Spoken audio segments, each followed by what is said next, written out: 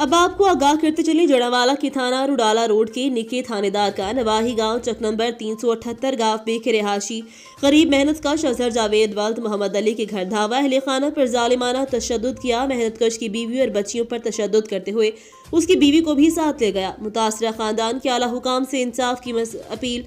बाकी तफसीलात जानते हैं मुतासरा खानदान से।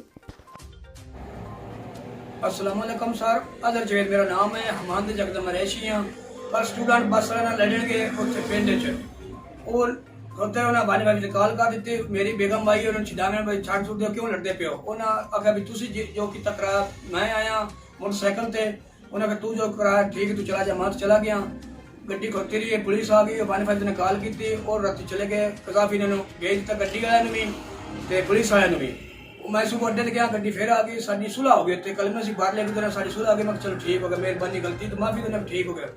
उस पीछे जनाब 10 मिनट बाद कॉल आ गई, पुलिस वाले थाने रुडाले वाले मोहसन एएसआई थोड़े घर आ गया और मुलाजिम लेके आया। तेरी बेगम दे बच्चियों ने मार कुट रहा है, मेरी बेगम दे कपड़े फाड़ते ने माउथ आए जख्म करते ने। अजय तक मेरी बेगम को डाले तक चुक के लै गया।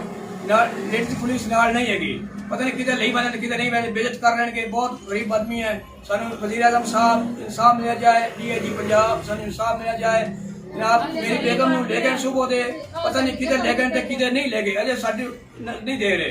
लेडीज पुलिस नाल ही नहीं जी, आप पुलिस वाले लेके जा रहे हैं थाने रुडाले वाले मोहसन एएसआई ले गया जी। तो मेहरबानी सानू इंसाफ मिला जाए, असं साडी अपील है जी। बहुत बहुत शुक्रिया सर।